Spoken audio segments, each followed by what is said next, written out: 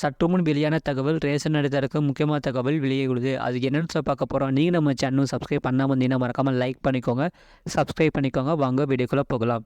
Ration card கேட்டு 2.44 லட்சம் பேர் விண்ணப்பித்துள்ள நிலையில் கடந்த ஆண்டு ஜூலை முதல் புதிதாக ரேஷன் கார்டுகள் வழங்குவது நிறுத்தப்பட்டுள்ளது.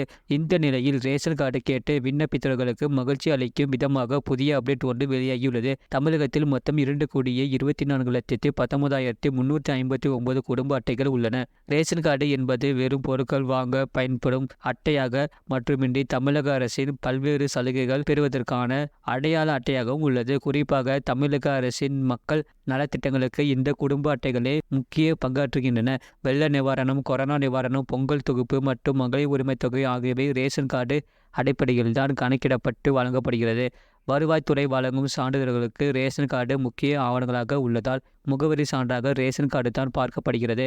ரேஷன் கார்டுகளை பொறுத்தவரை கடந்த 2017 ஆண்டு முதல் ஸ்மார்ட் கார்டாக மாறிவிட்டது. செல்போன் நம்பருடன் ரேஷன் கார்டு இணைக்கப்பட்டது. ரேஷன் கார்டுகளுடன் செல்போன் எண்களும் இணைக்கப்பட்டுள்ளது. மகளிருக்கு 1000 ரூபாய் வழங்கும் மகளிர் உரிமை தொகை திட்டம் ரேஷன் கார்டு அடிப்படையிலேயே குடும்ப தலைவிகளுக்கு வழங்கப்படுகிறது.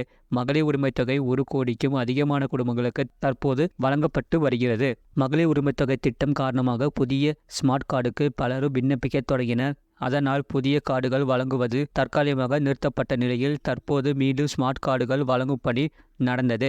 கடந்த ஓராண்டில் சுமார் 2,40,000 குடும்பங்கள் ஸ்மார்ட் கார்டுகள் கேட்டு விண்ணப்பம் செய்திருக்கிறார்கள். கடந்த ஆண்டு ஜூலை முதல் புதிய ரேஷன் கார்டுகள் வழங்குவது நிறுத்தப்பட்டது. இதனால் புதிதாக விண்ணப்பித்தவர்களுக்கு குடும்ப அட்டை இன்னும் வழங்கப்படாத நிலையில் லோக்சபா தேர்தல் முடிந்த பிறகு குடும்ப அட்டைகள் வழங்கப்படும் என்ற தகவல் வெளியாகியுள்ளது. இது தொடர்பான உணவுப் பொருள் வழங்கல் துறை அதிகாரிகள் தரப்பில் கூறுகையில், புதிதாக ரேஷன் அட்டை பெற சுமார் 2,40,000 பேர் விண்ணப்பித்து இருந்தார்கள். இவர்களில் தகுதியானவர்களுக்கு வாக்கு எண்ணிக்கை முடிந்த பிறகு தேர்தல் நடத்தை விதிகள் விலக்கி கொள்ளப்பட்ட பின்னர் ரேஷன் கார்டுகள் வழங்குவதற்கான பணிகள் தொடங்கும் என்று கூறியுள்ளனர். இதன்படி பார்த்தால் அடுத்த மாதம் புதிய ரேஷன் கார்டுகள் ரேஷன் கடைகள் மூலமாக விநியோகிக்கப்படும் என்று தெரிகிறது. இதனால் புதிதாக ரேஷன் கார்டு கேட்டு விண்ணப்பித்தவர்கள் மகிழ்ச்சி அடைந்துள்ளனர். இதுபோன்ற செய்திகளை உடனுக்குடன் அறிந்து கொள்ள மறக்காம சேனலை சப்ஸ்கிரைப் செய்யுங்கள், மற்றவர்களுக்கு தெரியப்படுத்த ஷேர் செய்யுங்கள்.